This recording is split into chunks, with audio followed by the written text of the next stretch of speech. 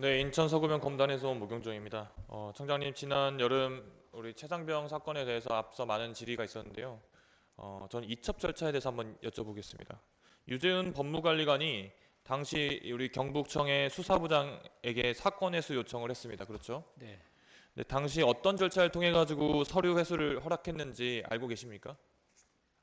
유지원 관리관으로부터 전화를 받고 이제 내부적인 절차상의 문제가 있으니 이첩해달라 이런 걸 받고 네. 이제.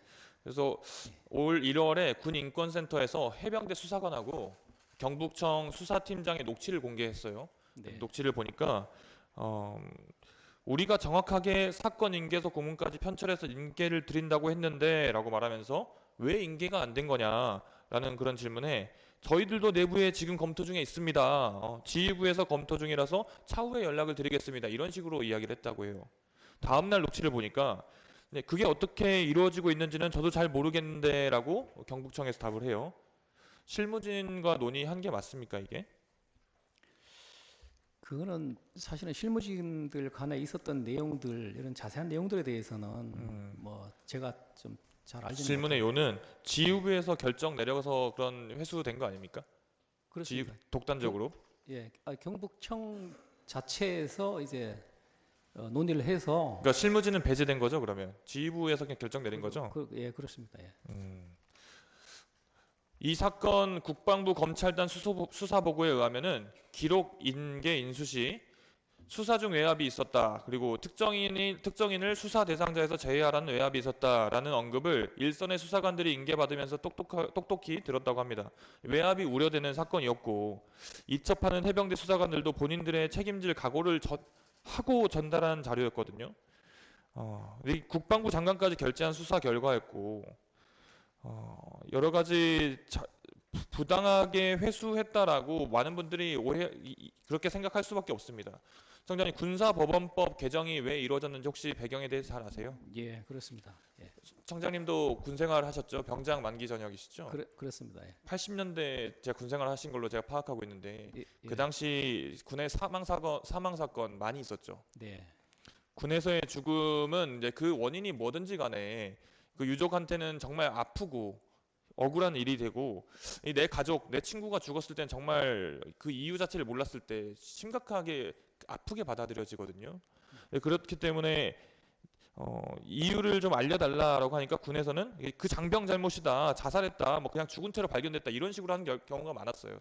예. 그 당시 예. 상황 잘 알고 계시죠? 네, 네. 그 억울함을 좀 밝히기 위해서 군 의문사 진상규명회, 군 사망사고 진상규명위원회 뭐 이런 게 생겼던 건데 이제 이게 있습니까 없습니까? 지금은 이 유가족들이 기댈 곳은 경찰밖에 없지 않습니까? 예, 그렇습니다. 이제 다음 슬라이드 보시겠습니다. 2000년부터 2022년까지 군 사망 사건을 재조사해 본 결과 98.1%가 군 내에 있는 문제였습니다. 군 내에. 그러다 보니까 이 내부에서의 이야기를 밖에서 특히 경찰 같은 조직이 정확하게 판단을 해줘야 된다라는 결론이 나오는 거죠. 그렇죠? 네. 근데 이런 군 사망 사건 관련해 가지고 경북 경찰청의 여러 가지 태도나 여러 가지 행위가 결국 최상병 유가족에게는 대못을 박는 결과들을 내놓았어요. 그게 옳다 그르다를 넘어서서요. 수사심의위원회 아까 이야기하셨는데 수사심의위원회도 문제가 좀 많습니다. 수사심의를 하다 보면 최해병 수사 자료를 전달한 해병대 수사단에게 이런 출석해서 진술할 수 있는 기회를 줬어야 되는데 혹시 줬습니까? 예, 그렇지 않습니다. 예. 왜 안 줬나요? 여기 이 사안은 직권으로 지금 상정한 사안이어 가지고 그 심의위원들한테 법리 검토하고 이런 과정만 거쳤습니다. 직권으로 했다는 이유는 그만큼 사안이 중요하다는 이유겠죠? 예, 맞습니다. 그렇다면 더 철저하게 따져봤어야 되는 거 아닙니까? 이게 신속성을 따질 문제입니까? 아니면 정확성을 따질 문제입니까? 예, 저는 후자라고 생각하는데 그렇죠. 그렇습니다. 예. 그렇다면은 그 사건의 관계자인 특히 최해병 수사자를 전달했던 해병대 수사단에게 기회를 줬어야 된다고 저는 생각합니다. 직권으로 열었던 만큼 그만큼 책임을 지겠다는 의지일 텐데 제대로 정확성을 담보하지 못하는 책임은 그렇게 청장으로서의 적절한 처신이 아니라고 저는 생각을 합니다. 이후 질문은 추가 질의 때 하도록 하겠습니다. 정장님 아까 최상병 사건 관련해서 조금 더 여쭤보겠습니다. 수사심의위원회 지금 어떤 분들이 수사심의위원회 구성되어 있는지 못 밝히겠다고 계속 말씀하시고 계신 거잖아요. 그렇죠? 예, 개인의 신상에 관한 네, 거죠. 신상이니까요. 그죠? 그래서 그런데 지금 그 구성을 하려고 하면 구성 요건들이 있죠. 어떤 분이 들어올 수 있고 뭐 양성평등에 의해서 비율이 어떻게 돼야 되고 그렇죠? 예, 그렇습니다. 그렇게 다 밝히지 않으면 그거 우리가 어떻게 판단합니까? 그 수사심의위원회 위원 구성이 잘 되어 있는지 예, 우리가 판단을 어떻게 할 수 있습니까? 저희가 그 직역별로 저희들 심의 구성 라고 주장을 하시는데 예, 진짜 그렇게 하셨는지 예, 외부에서 우리가 들여다 보려면 어떻게 판단하냐는 겁니다. 수사심의회 구성 뭐 여러 가지 조건들이 있는데 예를 들어서 경찰청 소속 공무원이 아닌 사람으로서 5년 이상 수사 업무에 종사한 수사 전문가 뭐 이런 여러 가지 자격 조건들이 있어요. 예, 이거 어떻게 우리가 판단할 수 있어요? 그렇게 계속 개인정보 보호 이런 이야기 하시면서 공정성 이야기 하시면서 하나도 밝히지 못한다면 예. 지금 청장님이 말씀하신 의도는 알겠어요. 그분의 어떤 본인의 의사를 조금 더 자유롭게 말할 수 있는 걸 보장해줘야 된다 이런 취지지 않습니까? 그렇습니다. 예. 그렇다면 누가 구성되어 있는지 밝히지 않는 것이 그런 쪽에서 막는 것이 아니라 누가 이렇게 구성되어 있는데 누가 어떤 발언을 했는지를 연결시키지 못하게 하면 되는 거 아닙니까? 그렇잖아요. 예.